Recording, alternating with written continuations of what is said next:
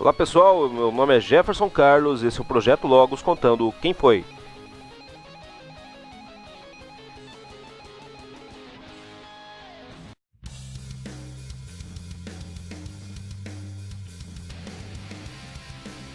Olá pessoal, vamos falar um pouco sobre Pitágoras e falando um pouco sobre quem foi ele, além do matemático que a gente lembra por causa do Teorema de Pitágoras. Para começo de conversa, ele nasceu na ilha de Samos, que era costa oeste da Ásia Menor. Essa localidade hoje é conhecida como o leste da Turquia. Para você ficar sabendo, uma ilha que fica com localização exata de 26,8 graus de longitude leste por 37,7 graus de latitude norte. Facinho de achar. Ele foi contemporâneo de três sujeitos assim muito populares, né, o Buda, Confúcio e Zoroastro.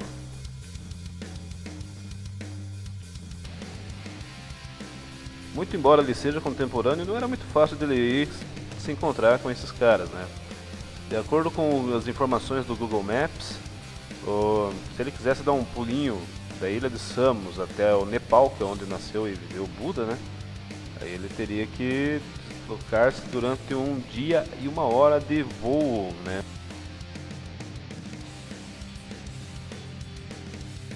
Mas isso pode ser por causa das escalas, enfim, carece de informações, né?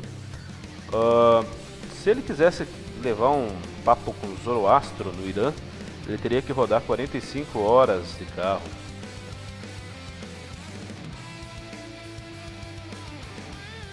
E se ele quisesse ir até a parte do mar da China Oriental para falar com o Confúcio, iria mais longe ainda.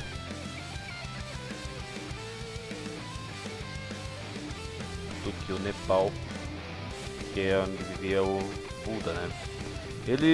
A data de nascimento dele ainda imprecisa, é datado 580 a.C.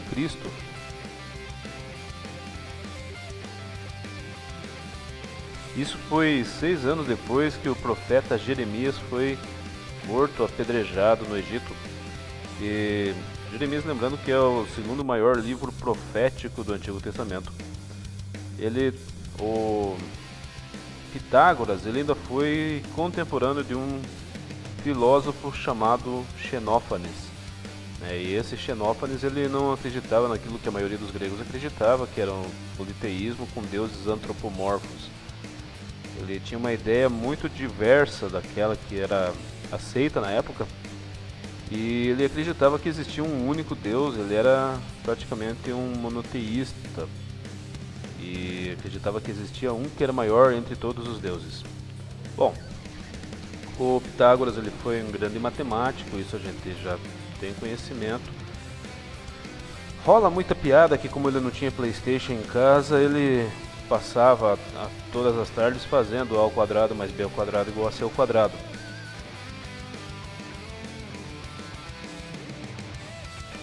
Com 20 anos de idade mais ou menos, ele ganhou o mundo. Ele foi fazer várias expedições, ele esteve na Fenícia, ele esteve na Babilônia, no Egito. E com isso ele aprendeu sobre geometria, sobre astronomia e aritmética que ele tanto gostava. Quando ele volta para Samos, ele descobre que lá a terra dele estava sendo governada por um tirano. Com isso ele fica puto da vida e se muda para Crotona, que é no sul da Itália. Bom, isso dá 157 horas a pé, uma velocidade mais ou menos de 9 km por hora, né? Então ele gastou algum tempo para chegar até lá. Bom, o fato é que o Pitágoras foi o primeiro a utilizar o termo matemático, um pouco diverso do termo conhecido matemata. Matemata era simplesmente uma pessoa que aprendia, e aprendia errando.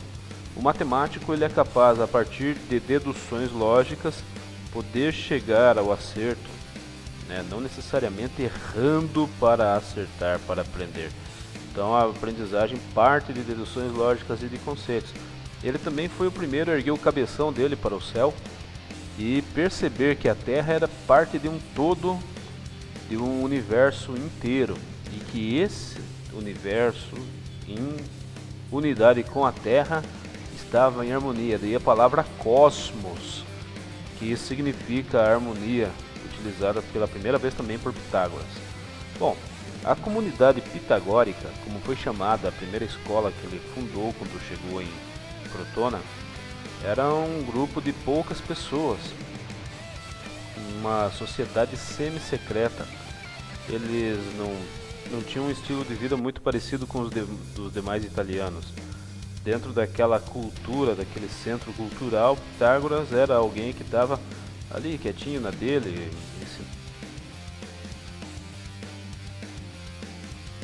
ensinando poucas pessoas, e eles tinham costumes bem diversos. Eles não riam, não faziam juramento nenhum para participar dessa sociedade, apenas eles tinham como ideia ser vegetarianos, eles se abstinham de carne, eles não tomavam sangue de animal de jeito nenhum. Eles também não, eles davam preferência à água em vez do vinho, coisa que para um sul italiano era uma coisa bem fora do contexto.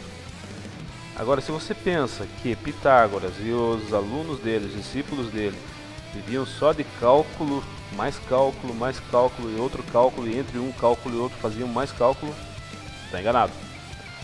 Pitágoras era assim louco pela aritmética, que pensando bem era como eu chamava matemática quando era criança, e também era louco por geometria, mas ele também era doido por astronomia e, mais interessante ainda, por música. Porque na concepção de Pitágoras, esses 4 elementos, aritmética, geometria, cosmologia, que é na verdade a astronomia, e a música, são os 4 elementos capazes de levar o homem à purificação de sua alma e chegar mais próximo da perfeição e assim mais próximo dos deuses. Bom, o fato é que essa comunidade dele começou a perturbar um grupo de políticos da cidade de Crotona. Bom, com isso, ele e seus discípulos foram expulsos de lá. E ele se mudou então para Metaponto, onde ele em 495 a.C. faleceu.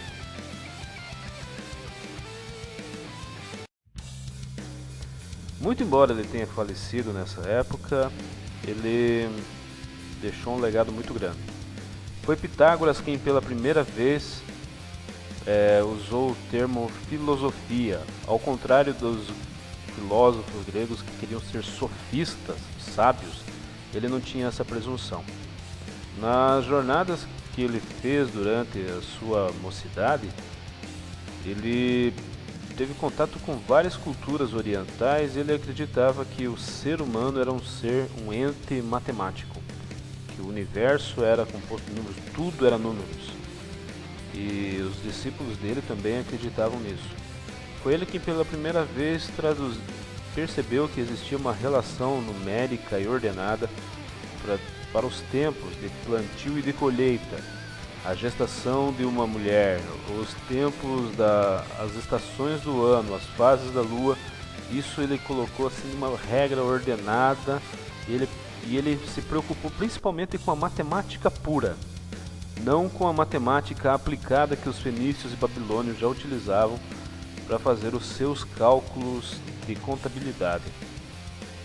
Ele foi o primeiro matemático puro e, além de ser fundador de uma comunidade que concorre para o honorável título de a primeira universidade do mundo, Pitágoras foi quem criou a filosofia e também deu uma nova direção à cultura ocidental.